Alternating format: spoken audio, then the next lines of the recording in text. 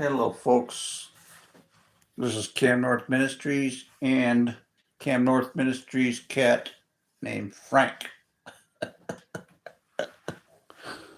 Right, say hi to Frank. You gonna say hi to him? Say hi. He likes to be by my side. He likes to be by my side. Glory to God. I thought I would talk about tonight. I just got this message a second ago. But I thought I would talk about the two witnesses in Revelation. Remember them guys? Well, Revelation ain't that hard to understand. Really ain't. But uh, there's going to be a temple built in Jerusalem, and the Israeli people have wanted to do this for a long, long time. So they founded, I guess, 15, 20 years ago, they founded something called the Temple Mount Institute. And that's bent on their main goal is to build a temple. So they have a lot of the articles made already, all the furniture for the temple, a lot of stuff. They got some red heifers they're breeding. I think they did some practice sacrifices. But their goal is to rebuild the temple. For the Jewish people believe when they rebuild the temple, the Messiah is going to come back. That'll bring in the Messiah, which they are right. They are right about that. But you could take it to the bank. Positively, 100%, there's going to be a temple built. Now, it might not be right where the Temple Mount is. Who knows? It could be where the Temple Mount is. But it might be close to that. We don't know for sure. Nobody knows for sure. But anyway, I want to read from you from Revelation chapter 11. It talks about this temple. If you don't believe me, the Bible tells you all about it. And it's going to happen before our eyes. Okay, so let me set the stage for this. This is John had a vision, okay, of John that wrote Revelation, but he had a vision and he was in the spirit when he wrote Revelation, okay? So he talks all about the temple, all about it. So I'm gonna read to you what John said about the temple. Okay, Revelation. I'm in Revelation 11. Oh, here, and it says, and there was given to me a reed like unto a rod, and the angel stood, saying, Rise and measure the temple of God, and the altar, and them that worship therein. But the court which is without the temple leave out, and measure it not, for it is given unto the Gentiles. What's he talking about? The outer court of the temple. So the temple's going to be shared with the Gentiles.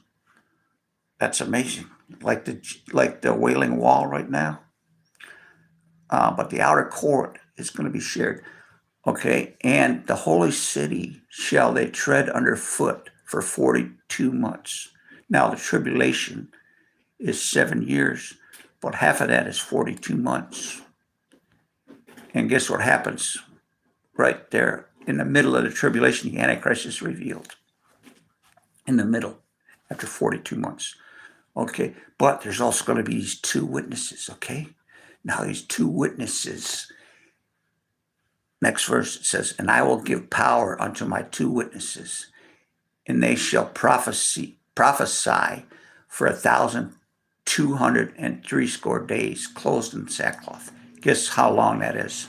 42 months or 3.5 years. Okay? It's all the same.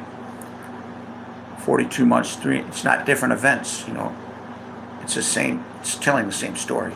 Okay, for these two witnesses, they are two olive trees and the two candles standing before the God of the earth. Okay, now, if any man tries to hurt these witnesses, fire comes out of their mouth and devours their enemies. And if any man will hurt them, he must in this manner be killed. Wow. Okay. These have the power to shut heaven that it rain not in the days of their prophecy, and power over waters to turn them to blood, to smite the earth with all plagues as often as they will. That sounds a lot like Moses, don't it? Plaguing Egypt. Same power. And when they have finished their testimony, the beast that ascends out of the bottom foot shall make war against him, and shall overcome them and kill them. So that's the Antichrist. Okay, so they're prophesying the whole time, all through the great tribulation, they're going to be prophesying the whole time while the Antichrist is doing his thing for 3.5 years. Then the Antichrist turns on them.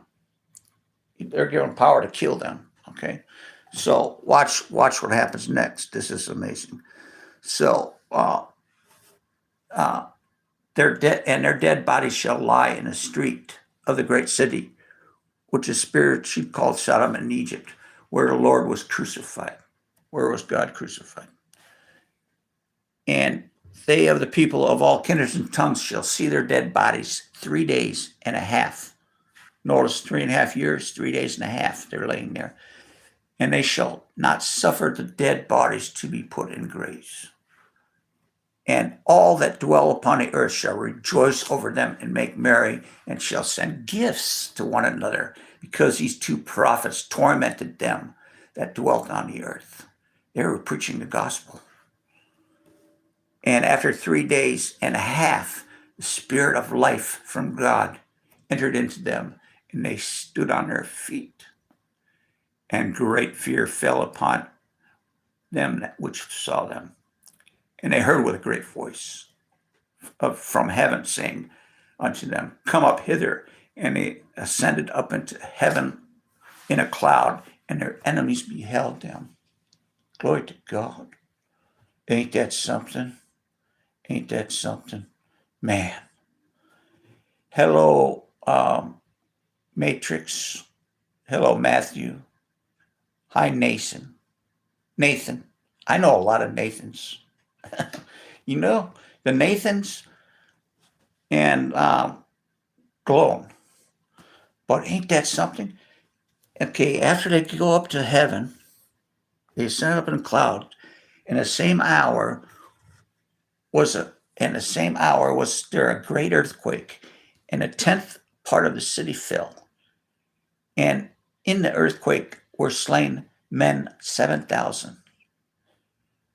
And the remaining remnant were affrighted and gave glory to the God of heaven. Woe, the second woe is past, and behold, the third woe cometh quickly. And guess what the third woe is? The seventh angel. In other words, the seventh trumpet. Guess what happens there? Jesus returns. So this is just right before. And the Bible does say that the gospel will be preached in all the world, and then the end will come. So this is just before Jesus returns and puts his foot on the Mount of Olives. So you know there's going to be a temple. So I would encourage you, just check that out. But this is Revelation 11. But you could Google the Temple Mount Institute. It's called the Temple Mount Institute. You could Google that, and you can see what they're doing with the temple. And they got heifers, red heifers. I think they just sacrificed one last year as a practice. But they want to build a temple. They want to build a temple. Darboy, I'm talking about the two witnesses in Revelation 11 that prophesy for 3.5 years during the Great Tribulation. I encourage you, Darboy, check out the Temple Mount Institute. They're building a temple in Jerusalem. They're going to have their temple built. It's been around for a long time. I've been following it. And they were so excited to get the red heifers. They thought they would never see a red heifer again. It's got to be, whatever it's sacrificed, it's got to be a perfect heifer. It's got to be perfect. Can't be any blemish or anything. So that's if it's got one hair that's off, that'll get rejected. So that's quite a feat to get all these red heifers. I think they got 4 or 5 of them now. And then they just to qualify, it's like you ever see those dog shows where they take all the greatest dogs of every breed and they judge them for which is the best. It's like that, but for cows. It's crazy. It's crazy how strict they are. Um, but anyway, so that's a Bible lesson for today. But you could study Revelation 11.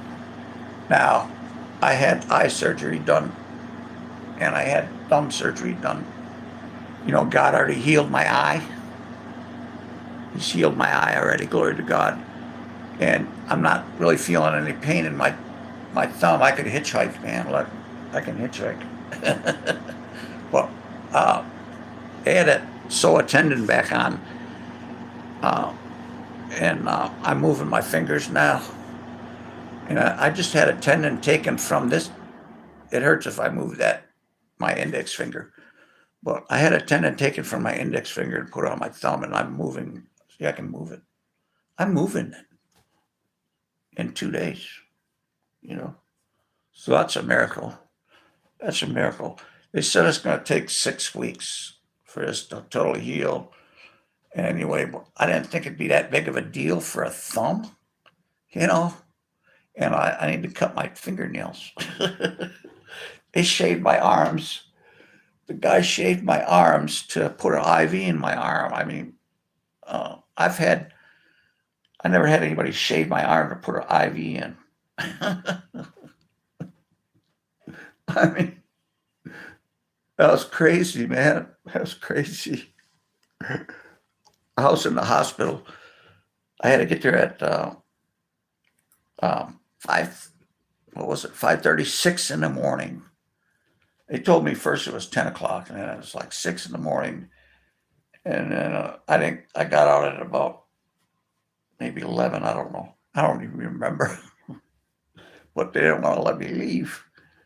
I said, I have to go get my car. And they said, no, you can't drive. And I said, no, I just got to start it because my driver, he's 83, he can't start it. No one can start it but me. I'm the only one that can start the car, right? And they said, they didn't believe me. They did not believe me. And so she goes, well, that's not our policy. Is you can't drive. Well, how am I supposed to get out of here?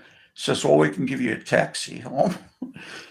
Well, I live an hour away, and I'm supposed to leave my car here, right? But I go, I'm under anesthesia, and I was half asleep. But I go, let me talk to your supervisor, please. And so she gets a supervisor, and I said, this lady won't let me go home.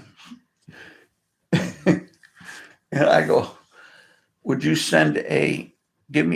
I'm not trying to run away, but I have to start my car. No one can start it but me. And she didn't believe me. And I said, well, here's why. I broke my shift lock on my shifter. So I have to take a rod and stick it through this little hole in my floorboard and release the lock on a shifter so I can shift it to neutral to start it. And it's tricky to do, and you're not going to be able to do it. Even if I tell you how to do it, you're going to be out there for a half hour messing with it. And my driver's 83 years old, and he's shaking his hand. He's not going to be able to start it. So even in my medicated state, I'm the only one that can start it.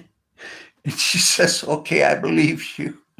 And I go, if you don't, you can send a security guard along with me, So we all go out in the parking lot. The security guard, the supervisor, me, and my driver.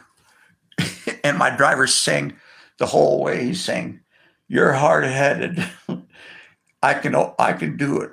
I can start it. You're hard-headed. I can start it. So I get to the car. I go, okay, here, go ahead. Go ahead, do it. And He's going in the, he's trying to do it, and he's complaining the whole time. So after about 15 minutes, okay, you done now? And I'm half asleep, and I just take the rod, stick it in there, unlock it, and start it. And it was funny. It was funny, man. But anyway, then we got home. I got home, but if you don't know St. Petersburg, Florida, St. Pete, Florida has a lot of bridges from Tampa, St. Pete, and so we went all these long bridges. And you got water all around you. It's a little bit scary. It's a little bit scary, but yeah, it's interesting. Uh, I lived on a boat for 3 months one time. That was a 38-foot boat. That was something. How I did that, I was living out of my car, and I went into a pawn shop, and I said to this pawnbroker, "Can I pawn my buffer?" I had a buffer. I was doing body work, and he said, "What? Well, instead of pawning it, why don't you buff out a couple of cars? I got some cars in the back, right?" So I go, "Okay." So I went and buffed out. He gave me like 50, $75, and I buffed out a couple of cars for him, and I'm ready to leave. I had a little money. I'm sleeping, and he says, "Well, where are you staying at?" And I said, "I'm sleeping in my car." He says, "Well, how'd you like to work for me?" And I says, "Well, okay." And he says, "You could live on my boat and clean it up." So, okay. So I went from nothing, sleeping in my car with no job, nothing, pawning my buffer for $20 to having like $75. I had a job and a boat to live on. So glory to God. Ain't God good that God would do all that? And that was within like 4 hours. My life completely changed, in 4 hours. So, and I've gotten jobs before. When I first moved to Florida, I was like 17 years old. I needed a job. So what I did is I took a phone book and I looked under construction, and I started dialing every number in the phone book from A to Z. Do you have any jobs in construction? And I go to the next one. I got to like my 10th call, and the guy says, "Yeah, come on down tomorrow." I went down I had a job. It took me, a half hour they call that cold calling in the phone book, you know. So, I mean, people say, "Well, I can't find no work, or I can't get a job." And it's really, I never had any trouble when I tried, you know. But if I'm going out and trying to apply and filling out that, you're best off just tell them. I call them on the phone. "Hey, you looking for anybody?" You get hired before they even meet you. If they need you, you know. I hired a handyman today to help me put because I can't use this hand at all, and I had to put a guardrail on my toilet in my bathroom for my toilet to pull myself up. So I hired him today, and people are always looking. You can always find a job if you look. Well, people don't. You give up before you try. If you got an attitude like, "Yeah, there's no work available," or something, yeah, you're not gonna. But you could pick up a phone book on anything. Plumbers. Call all the plumbers and say you need a helper. Bet you get a job tomorrow. Another way I would get jobs. I was a subcontractor, and one way I would get jobs is I'd go down to the court office where they pull building permits. Everybody that builds a house or remodels a house, they got to pull a permit from the permit office, and they have records. They have like a permit book, and so it's online now, so you can do it online. You don't have to go down there. But years ago, I'd go down there and get that book, and I could look up the contractor, that was working on whatever permit they pulled for whatever house, I would call a contractor and say, you need some help. And I get jobs that way. He'd say, yeah, you can bid on my drywalling for this job. So I'd go bid on the drywall. And that's another way to get jobs. There's so many different ways. No one taught me that. I just learned it on my own. Um, so I got one person hanging in there, whoever you are. Thanks for hanging in there. Keisha, is that who it is? Um, um, so, anyway, this is my cat. Something. Look at him sitting there. So cute. He is so cute. I got him from the. He was born under my trailer. I'm in a trailer here. He was born underneath the trailer, and I rescued him. So anyway, if you're just joining me, I'd encourage you to watch. Oh, Davy Boy's still there. Hey, Davy Boy. But I encourage you to watch the beginning of this. I was reading in Revelation 11 about the two witnesses. That's fascinating. One of them sounds a lot like Moses, and a lot of people think that's Moses and Elijah. I don't know, but it sounds a lot like Moses, if he can do plagues and stuff. But the seventh trumpet, so Revelation 11, it goes right up there, and then on the 15th verse of Revelation 11, the seventh trumpet, then the Lord returns. So Revelation, it tells you the same story. It tells you the same story, but it's over and over again. That's why people get confused, So the trumpets, the seals, and the bowls, they're all the same thing, same story. So when you have the seventh bowl, seventh seal, and the seventh trumpet, it's all the same event, okay? That's why people get so confused. So if you just think of it like that, you'll understand it a lot better. And there are things that are hard in Revelation to understand, but there's a lot of things you can't understand. So glory to God. I'll say good night. I'll say good night. Thank you.